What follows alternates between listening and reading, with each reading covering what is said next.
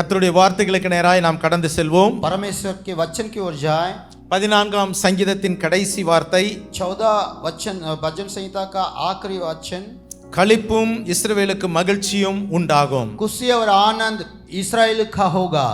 கர்த்தர் சிறையிருப்பை திருப்பும் பொழுது, जब जो बंदगिरी इस्राएल का परमेश्वर बदलाया जाएगा, யாக்கோபுக்கு களிப்பும் இஸ்ரவேலுக்கு மகிழ்ச்சியும் உண்டாகும். याकूब और इस्राएल का खुशी और आनंद लौटाया जाएगा। நன்றாய் கவனியுங்கள். अच्छी तरह से ध्यान दीजिए। இந்த இடத்திலே கர்த்தர் தம்முடைய ஜனத்தின் சிறையிருப்பை திருப்புகிறார். इस जगह में परमेश्वर अपने लोगों को बंदगिरी से वापस लाता है। Lord bringeth back to the captivity.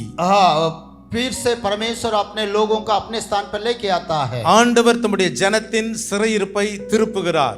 परमेश्वर अपने लोगों को बंदगिरी का जीवन को बदलाता है। அப்படி என்றால் தம்முடைய ஜனம் ஏதோ ஒரு சிறையிருப்பிலே சிக்கப்படுகிறார்கள். इसका मतलब परमेश्वर का लोग नुकसान में पड़े हैं। முதலாவது ஏன் சிறையிருப்பு தேவ ஜனங்களுக்கு வருகிறது என்பதை நாம் அறிந்து கொள்ள வேண்டும். प्रथम बात ये जाने क्यों परमेश्वर के संतान के जीवन में इस प्रकार बंदगिरी का जीवन आता है। ஏசாயா தீர்க்கதரிசியின் புத்தகம் 5ஆம் அதிகாரம் 13ஆம் வசனம் यशायाह नबी की किताब 5वां अध्याय 13वां आयत में இவ்விதமாய் சொல்லுகிறது, इस प्रकार के लिखा हुआ है, என் ஜனங்கள் அறிவில்லாமையினால் சிறைப்பட்டு போகிறார்கள். वो मेरे लोग अज्ञान के कारण नाश हो जाता है। அநேக நேரங்களிலே நாம் நாலேஜ், நம்முடைய அறிவை நாம் பயன்படுத்தாத பொழுது நம்மை அறியாமல் சிறைகளுக்குள்ளாய் சிக்கப்படுகிறதை பார்க்கிறோம். कई समय हमारे लिए परमेश्वर दिया हुआ बुद्धि को हम इस्तेमाल ना करते, इसे कारण हम बंदगिरी में चले जाते हैं। சிறை என்றால் ஜெயில் அல்ல.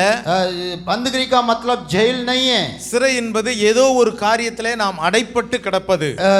बंदगिरी का मतलब कुछ बातों में हम फंस जाते हैं। இந்த உலக வாழ்க்கையிலே மிகவும் ஞானமுள்ளவர்களாய் நாம் காணப்பட வேண்டும். ये दुनिया के जीवन में हम बुद्धिमान होना चाहिए। நம்முடைய அறிவை நாம் பயன்படுத்த வேண்டும். अपना बुद्धि को हम इस्तेमाल करना चाहिए। அறிவை பயன்படுத்த தவறும் பொழுது நாம் சிறைக்குள்ளாக செல்லப்படுகிறதை பார்க்கிறோம். जब हम बुद्धि को इस्तेमाल ना करेंगे, इस प्रकार नुकसान में हम भी पड़ जाएंगे। உணவு விஷயத்திலே நாம் அறிவீனமாய் நாம் காணப்படும் பொழுது நம்முடைய சரீரம் பல உபாதைகளுக்குள் செல்லுகிறதை பார்க்கிறோம். ये दुनिया के जीवन में हम जब इस प्रकार बुद्धिमान ना होंगे तो हमारा शरीर भी नुकसान हो जाएगा। பொருளாதாரத்திலே நாம் சில அறிவின்மையால் இருக்கும் பொழுது சிறைச்சாலைகளுக்குள் நாம் தள்ளப்படுகிறோம். आर्थिक बातों में हम बुद्धिमान नहीं होंगे तो हम इस प्रकार नुकसान में चले जाएंगे। அதனால் கடன் படுகிறோம், इसलिए हम उदार நிந்தை அடைகிறோம், அவமானம் அடைகிறோம். वो जो निंदा अपमान सहन करना पड़ता है, தேவையில்லாத காரியங்களிலே சிக்கிக் கொள்ளுகிறதை जो பார்க்கிறோம். अनजरूरत बातों में हम फंस जाते हैं। நமக்கு அறிவு மிகவும் அவசியமாய் இருக்கிறது. हमें बुद्धि की बहुत अवश्य है। எசேக்கியேலின் தீர்க்கதரிசியின் புத்தகம் यशायाह नबी की किताब 39ஆம் அதிகாரம் 23ஆம் வசனத்திலே 49 में 21 आयत में, என் ஜனங்கள் அக்கிரமத்தினால் சிறைப்பட்டு போகிறார்கள். मेरे लोग अधर्म के कारण बंदगिरी में चले गए। நம்முடைய வாழ்க்கையிலே பலவிதமான பாவங்கள் நம்மை அறியாமல் கடந்து வரும் பொழுது நாம் சிறைக்குள் தள்ளப்படுகிறோம். अपने जीवन में अनजान से बहुत सारे पाप हमारे जीवन में आने के कारण हम बंदगिरी में जाना पड़ता है। எப்படி இந்த உலகத்திலே ஒரு மனிதன் தவறு செய்யும் பொழுது சிறைக்கு தள்ளப்படுகிறானோ, जैसे एक इंसान दुनिया में गलत करेगा तो उसको बंदगिरी में डाला जाता है। தேவனுடைய பிள்ளைகளாகிய நாமும் சில பாவங்களின் நிமித்தமாய் ஆவிக்குரியவர்களாய் இருந்தாலும் சில ஆவிக்குரிய பாவங்களை செய்வது நிமித்தமாய் நாம் சிறைக்குள் தள்ளப்படுகிறோம். परमेश्वर के संतान होके भी पवित्र आत्मा में जीवन बिताते तब भी कुछ गलत काम करने के चलते इस प्रकार के नुकसान में हम भी पड़ जाते हैं। மூன்றாவதாக யோபின் புத்தகம் 42ஆம் அதிகாரம் 10ஆம் வசனத்திலே, तीसरी बात अय्यूब के किताब 3 अध्याय 10वां आयत में, கர்த்தர் யோபுவின் சிறையிருப்பை மாற்றினார் என்று எழுதப்பட்டு இருக்கிறது. परमेश्वर अय्यूब का जो बंदगिरी का जीवन को बदल डाला करके लिखा है। யோபுனுடைய வாழ்க்கையிலே வந்த சிறையிருப்பு என்ன? अय्यूब के जीवन में किस प्रकार नुकसान आया? கர்த்தருக்கும் சாத்தானுக்கும் உள்ள ஒரு சவால், परमेश्वर और शैतान के बीच में जो चुनौती की बात हुआ। யோபுனிடத்தில் இருக்கும் பொழுது மாத்திரம் அவன் கர்த்தரை துதிப்பவன் அல்ல. अय्यूब के पास जब सारे सुविधाएं थी उस समय ना केवल वो स्तुति करता, அவனிடத்தில் இருக்கிறது எல்லாவற்றையும் பிடுங்கினாலும் யோபு எனக்கு பயந்து நடப்பான் என்பதுதான் அந்த சவால். वो सवाल क्या थी? तो जितना वो उनके पास संपत्ति है तबे वो स्तुति करता, ऐसा नहीं जो कुछ भी उनके पास नहीं रहेगा तब भी वो स्तुति करेगा। यही उनका चुनौती है। அந்த சவால் நிமித்தமாக ஆண்டவர் யோபுக்கு சில கஷ்டங்களை அனுப்புகிறார். उस चुनौतियों के कारण परमेश्वर उनके बीच में कुछ नुकसान को पहुंचाता है। அது நிமித்தமாக யோபு சில மாதங்கள் அந்த சிறையிருப்பிலே வாழ்கிறார். इसे कारण कई महीना अय्यूब ने इस प्रकार नुकसान में पड़ा रहता है, ஆனால் அந்த வசனம் சொல்லுகிறது கர்த்தர் அவன் சிறையிருப்பை மாற்றினார். लेकिन वचन कहता है परमेश्वर उसका बंदगी का जीवन को बदल डाला। இந்த காலவேளையிலே கர்த்தருடைய சமூகத்திலே வந்திருக்கிற அருமையான கர்த்தருடைய ஜனமே, इस सुबह के समय परमेश्वर के भवन में आए हुए सब लोग, ஏதோ ஒரு சிறையிருப்பிலே நீங்கள் மாட்டப்பட்டிருக்கலாம். आप कुछ ना कुछ अवस्था में पड़ा रह सकता है, அது கடனா இருக்கலாம், शायद उधार हो सकते हैं, பிரச்சனையா இருக்கலாம், समस्या हो सकता है, வியாதியா இருக்கலாம், बीमारी हो सकता है, அவமானமா இருக்கலாம். निंदा अपमान हो सकता है। இந்த சிறையிருப்பு நிரந்தரமானதல்ல என்பதை நீங்கள் அறிந்து கொள்ள ये வேண்டும். हमेशा आपके जीवन में नहीं रहने वाला है। இரண்டாவது, இந்த சிறையிருப்புக்கு ஒரு முடிவு உண்டு என்பதை நீங்கள் அறிந்து கொள்ள दूसरी வேண்டும். बात, ये बंदगी जीवन को एक अंत होने वाला है, आप जानना जरूरत இந்த है। சிறையிருப்பை திருப்புகிற கர்த்தர் ஒருவர் இருக்கிறார் என்பதை நீங்கள் அறிந்து கொள்ள आप வேண்டும். विश्वास कीजिए, इस बंदगी से बदलने वाला परमेश्वर हमारा एक है करके विश्वास அப்படிப்பட்ட कीजिए। சிறையிருப்பை கர்த்தர் திருப்பும் பொழுது इस प्रकार जब परमेश्वर बदल डालेगा तब நீங்கள் இழந்து போன சந்தோஷத்தையும் மகிழ்ச்சியும் கர்த்தர் உங்களுக்கு தந்தருள்வார். जितना आप खोए हैं कई गुना बढ़ के परमेश्वर वापस आपको दिलाएगा। இந்த வசனம் அவிதமாய் தான் சொல்லுகிறது. इस वचन भी उस प्रकार बतलाती है। கர்த்தர் சியோனின் சிறையிருப்பை திருப்பும் பொழுது जब परमेश्वर अपना बंदगी को बदलाएगा யாக்கோபுக்கு களிப்பும் இஸ்ரவேலுக்கு மகிழ்ச்சியும் உண்டாகும். तब याकूब और इस्राएल का खुशी और आनंद लौटाएगा। இங்க உட்கார்ந்து இருக்கிற கர்த்தருடைய பிள்ளைகளாகிய உங்களுடைய வாழ்க்கையில நீங்கள் எப்படிப்பட்ட சிறையிருப்பிலே சிக்கப்பட்டு இருந்தாலும் கர்த்தர் சிறையிருப்பை மாற்றுகிற தேவன். आपके जीवन में किस प्रकार के नुकसान, वो सब नुकसान में से परमेश्वर आपके वापस लौटाएगा। சிறையிருப்பு நிமித்தமாய் இழந்து போன சந்தோஷத்தையும் மகிழ்ச்சியும் கர்த்தர் உங்களுக்கு தருவார் என்று கர்த்தர் இந்த காலவெளியிலே इस प्रकार अवस्था के कारण कितना खुशी आनंद का आप खोए उसको कई गुना आपको लौटा के देगा परमेश्वर। இப்படிப்பட்ட சூழ்நிலையிலே நாம் என்ன செய்ய வேண்டும்? इस समय में हम क्या करना चाहिए? சிறையிருப்பின் மத்தியிலே மகிழ்ச்சியும் சந்தோஷத்தையும் அடைந்த ஒரு நபரை உங்கள் முன்பதாக சொல்ல விரும்புகிறேன். जब ये बंदगी के जीवन में भी एक खुशी आनंद के साथ रहा एक इंसान के विषय में मैं आपको बताना இந்த चाहता हूं। சிறையிருப்பு ஒரு நபர் மாத்திரமல்ல, ஒரு தேசத்திலே ஏற்பட்ட காரியம். वो एक इंसान के बारे में नहीं मगर एक देश में ऐसा घटना हुई। பாருங்கள், देखिए இந்த இடத்திலே 4 காரியங்களை இழந்து போய் நிற்கிறார்கள். इस जगह में इस्राएली लोग यहूदी लोग 4 बातों को खो गए हैं। வெளிச்சம் இல்லை, उजाला नहीं है, மகிழ்ச்சி இல்லை, खुशी नहीं है, களிப்பில்லை, आनंद नहीं है, கனம் இல்லை. ओ आदर नहीं है। யார் இவர்கள்? कौन है ये लोग? தேவனுடைய ஜனங்களாகிய परमेश्वर யூதர்கள். की प्रजा है। இவர்கள் வாழ்ந்த அந்த காலம் சிறையிருப்பின் காலம். ये लोग जो जीवन में था, जो समय में था, वो बंदगी का समय था। எஸ்தரின் புஸ்தகம் 2ஆம் அதிகாரம் 6ஆம் வசனத்திலே நீங்கள் வாசித்தால், वही किताब में 2 अध्याय 6वां वचन में आप पढ़ेंगे तो कोई जल्दी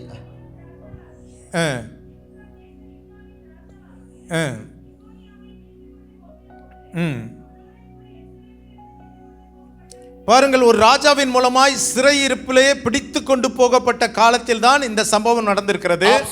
समझ लीजिए किस जमाना में ये चल रहा था। एक राजा लोगों को, इस्राएली लोगों को बंदगी में लेके जा रहा, वही जमाना में इस घटना हो रहा है। முழு இஸ்ரவேல் மக்களும் அந்த இடத்திலே பாபிலோனுக்கு கொண்டு போகப்படுகிறார்கள். और पूरा इस्राएली लोग बाबिलोन लेके जा रहा था। அப்பொழுது நடந்த சம்பவம் தான் இந்த சம்பவம். तब ये घटना हुई।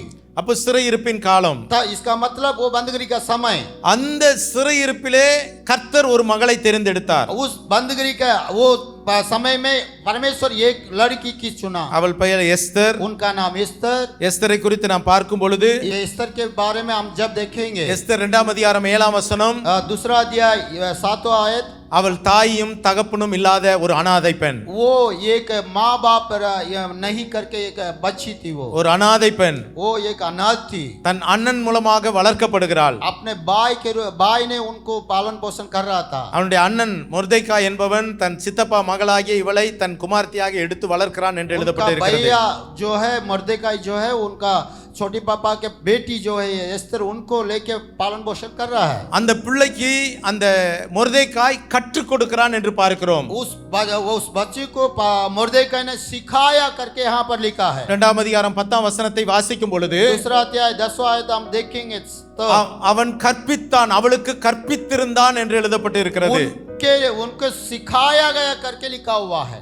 ஒரு அண்ணன் வளர்ப்பு தந்தையாக கற்றுக் கொடுக்கிறதை அவள் கற்பிக்கப்பட்டாள் என்று பார்க்கிறோம். एक भैया एक पिता के रूप में होके उनको सिखाया था, उसको वो सीखी करके हम देखते हैं। கிறிஸ்தவ வாழ்க்கையிலே கற்பிக்கப்படுதல் மிகவும் முக்கியம். जो मसीहा के जीवन में सिखाना जरूरत है। அதற்கு தான் தேவன் நமக்கு ஆலயத்தை கொடுத்து வசனங்களை கொடுத்து கற்பித்து கொடுக்கிறார். इसलिए परमेश्वर हमको कलीसिया को दिया, कलीसिया में आके उस आपको शिकायत कर रहा है। எதற்கு தேவன் நமக்கு கற்றுக் கொடுக்கிறார்? क्यों परमेश्वर हमको सिखाता है?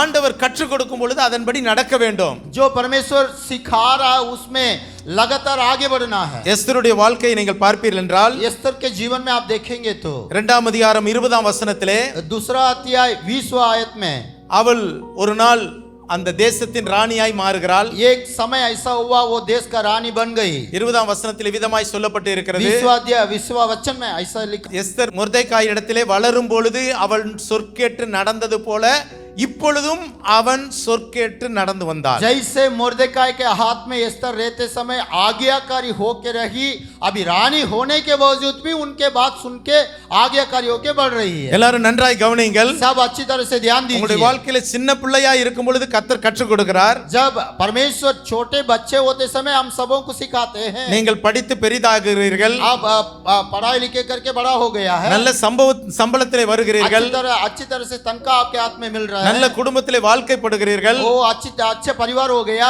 எவ்வளவு மேலான இடத்திற்கு வந்தாலும் कितना भी बड़ा स्थान में आगे क्यों न हो, இந்த எஸ்தரை பற்றி சொல்லப்பட்டு இருக்கிறது. ये एस्तर के बारे में ऐसे बोला गया அவள் है, வளரும் பொழுது எப்படி சொற்கேட்டு நடந்தாலோ वो जैसे छोटे में आज्ञाकारी बन के रही, இப்பொழுதும், वैसे ही இப்பொழுது என்றால் என்ன அர்த்தம்? अभी भी।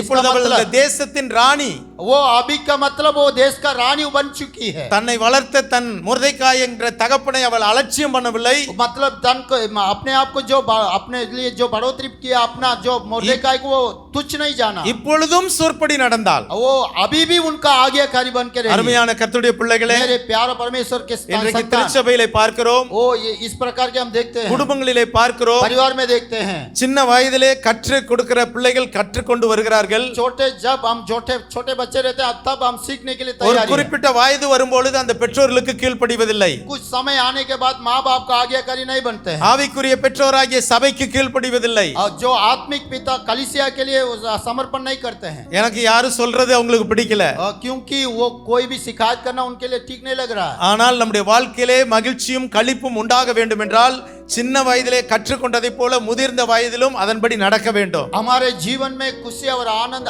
लगातार बने रहना चाहिए। तो जैसे बचपन में हम सीखे वैसे ही बड़ा होने के बावजूद भी आज्ञाकारी बन के सीखना जरूरत है। எஸ்தர் இடத்துல இந்த நல்ல ஆவிக்குரிய அனுபவம் காணப்பட்டது. एस्तर के पास इस प्रकार एक उत्तम स्वभाव थी। இன்றைக்கு நம்முடைய வாழ்க்கையில இந்த அனுபவம் என்றைக்கும் காணப்பட வேண்டும். हमारे जीवन में इस प्रकार का अनुभव लगातार मरने के समय तक रहना जरूरत है। கர்த்தர் நம்மை எத்தனை மடங்கு உயர்த்தினாலும் நாம் சொற்படி கீழ்ப்படி நடக்கும் பொழுதுதான் அது மேலான ஆசீர்வாதத்தை கொண்டு வரும். कितना भी ऊंचे स्थान में प्रभु हमें ले जाके रखे तो भी आज्ञाकारी बन के सीखने के लिए तैयार रहना। அதன் பிறகு கடைசியாக நான் சொல்லுகிறேன், आखिरी में मैं बोलना चाहता हूँ, சந்தோஷம் மகிழ்ச்சியும் உண்டாக எஸ்தர் செய்த காரியம், जो खुशी और आनंद होने के लिए एस्तर ने क्या की। அங்கு ஒரு மனிதன் திடீரென்று உயர்த்தப்படுகிறான். अचानक एक इंसान वहां खड़ा हो जाता है, அவன் பெயர் ஆமான். उनका नाम आमान है। அவன் முழு யூத ஜனங்களை அழிக்க திட்டம் தீட்டுகிறான். वो सारे यहूदी लोगों को खत्म करने के लिए निर्णय कर रहा है। அந்த சந்தர்ப்பத்திலே उस समय में எஸ்தர் செய்த ஒரு காரியம், एस्तर ने वो एक कार्य की। 3ஆம் அதிகாரம் 16ஆம் வசனம், 3:16 में ऐसा लिखा है, அவள் உபவாசம் பண்ணினாள். वो तुरंत उपवास करने लगी। ஒரு ராணி உபவாசம் பண்ணக்கூடாது. एक रानी उपवास करना बहुत मुश्किल है, ராணி உபவாசம் பண்ணி சாப்பிடவில்லை என்றால் உடனடியாக அது ராஜாவுக்கு தகவல் தெரிவிக்க வேண்டும். क्योंकि जब रानी उपवास में रहेगी तो तुरंत राजा के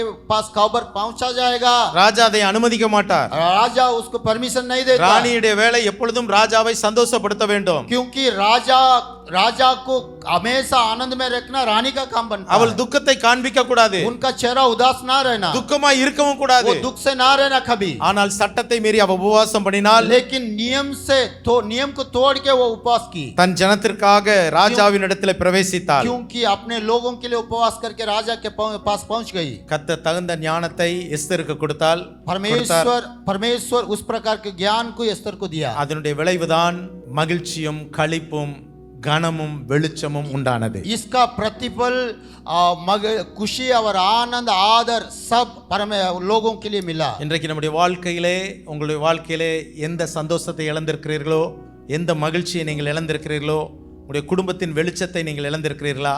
இந்த எஸ்தரை போல நம்மை வாழ்க்கையை அர்ப்பணிக்கும் பொழுது इस प्रकार हमारे जीवन में इस प्रकार हालत हो सकता है, लेकिन आप एस्तर के न्याय आप भी समर्पण करेंगे तो நிச்சயமாய் கர்த்தர் எஸ்தருடைய வாழ்க்கையிலே அந்த யூத ஜனங்கள் எல்லாருக்கும் மகிழ்ச்சியும் களிப்பையும் திரும்ப தந்தது போல निश्चित रूप में जैसे इस्राएली लोगों के यहूदी लोगों के जीवन में हुआ वैसे ही எப்பேற்பட்ட சிறையிருப்பில் நீங்கள் வாழ்ந்து கொண்டிருந்தாலும் किस प्रकार के अवस्था में किस प्रकार के नुकसान में भी आप रह सकते இந்த காலவேளையிலே பலமாய் ஆவியானவர் எனக்கு சொல்லுகிற வார்த்தையை நான் உங்களுக்கு हैं। சொல்லுகிறேன் इस सुबह के समय परमेश्वर की आत्मा मेरे अंदर निश्चित रूप से बताता है, इसलिए मैं आपको बता रहा हूं। கர்த்தர் தம்முடைய ஜனத்தின் சிறையிருப்பை திருப்பும்போது परमेश्वर अपना प्रजा का बंदगी को वापस लौटाएगा आनंद के रूप में। யாக்கோபுக்கு களிப்பும் இஸ்ரவேலுக்கு மகிழ்ச்சியும் உண்டாகும் याकूब और इस्राएल का खुशी और आनंद वापस लौटा दिया जाएगा। ஹalleluya हालेलुया। எத்தனை பேர் விசுவாசிக்கிறீங்க कितने लोग विश्वास करते हैं? சிறையிருப்பு நமக்கு நிரந்தரமானதல்ல जो बंदगी का जिंदगी हमेशा नहीं रहता है। எத்தனை பேர் விசுவாசிக்கிறீங்க कितने लोग विश्वास करते हैं? கண்களை மூடி ஜெபிப்போம் प्रार्थना करेंगे। பரிசுத்தமுள்ள நல்ல பிதாவே पवित्र पिता, கர்த்தர் தம்முடைய ஜனத்தின் சிறையிருப்பை திருப்பும் பொழுது जब परमेश्वर के प्रजा के जो बंदगी से परमेश्वर वापस लौटाएगा, யாக்கோபுக்கு களிப்பும் இஸ்ரவேலுக்கு மகிழ்ச்சியும் உண்டாகும் என்று சொன்னீர் याकूब और इस्राएल का खुशी और आनंद बदलाएंगे करके लिखा है। ஆண்டவரே இந்த வார்த்தைகளை கேட்டுக்கொண்டிருக்கிற யார் யாருடைய வாழ்க்கையிலே इस वचन को जितने लोग यहाँ पर अभी सुन रहे हैं परमेश्वर, மகிழ்ச்சியை இழந்து சந்தோஷத்தை இழந்து जो खुशी और आनंद को खोए हुए हालत में हो सकते हैं, கவலையோடு கண்ணீரோடு கூட சிறைப்பட்ட சூழ்நிலையில் இருக்கிறார்களோ चिंता और आंसुओं के साथ बंदगी के जीवन में रह सकते हैं परमेश्वर। இந்த காலவெளியில் அப்படிப்பட்டவர்களுக்காய் நான் ஜெபிக்கிறேன் ஆண்டவரே ऐसे लोगों के लिए मैं प्रार्थना करता हूं परमेश्वर। எதிர்பாராமல் அவர்களுக்கு ஏற்பட்டிருக்கிற இந்த சிறையிருப்பு மாறுவதாக अचानक हुआ इस प्रकार का घटना दूर हो जाए, இழந்து போன சந்தோஷத்தையும் மகிழ்ச்சியும் மறுபடியும் பெற்றுக்கொள்வார்களாக जो खोए हुए खुशी आनंद को फिर से उनके जीवन में लौटा दीजिए परमेश्वर। எஸ்தர் காலத்தில் அப்படி சந்தோஷத்தையும் மகிழ்ச்சியும் இழந்தார்களோ एस्तर के जमाना में कैसे खुशी और आनंद के लोग खो गए थे, ஆண்டவரே எழுப்பப்பட்ட அந்த ஆமான் அழிந்து ஆண்டவரே இழந்து போன மகிழ்ச்சியும் சந்தோஷத்தையும் மறுபடியும் பெற்றுக்கொண்டது போல जो आमान मरने के बाद जो खुशी और आनंद खो गया था वो वापस जैसे मिला वैसा அதற்கு காரணமாய் இருந்த எஸ்தரை போல நாங்களும் எங்களுடைய வாழ்க்கையிலே சொற்கேட்டு நடக்க எங்களுக்கு கிருபை தாரும் ये एस्तर की नाई जैसे उनके लिए कारण का खुशी का कारण बनी, वैसे ही हम भी कारण बन जाए परमेश्वर। கற்றுக்கொண்டவைகளிலே நிலைத்திருக்க எங்களுக்கு கிருபை தாரும் जिस बातों का हमने सीखा उसमें स्थिर रहने के लिए दया कीजिए। ஒவ்வொருடைய வாழ்க்கையிலும் அற்புதம் நடப்பதாக हर एक के जीवन में चिन्ह और चमत्कार होने पाए। அவர்களுக்கு விரோதமாய் கிரியை செய்கிற ஆமானின் ஆவிகள் அழிக்கப்படுவதாக उनके विरोध में उठ खड़ा होने वाला शैतान का आवी दूर हो जाए இந்த परमेश्वर। தேசத்திலே ஆண்டவரே கர்த்தாவே இந்த ஆண்டவரே எழும்புகிற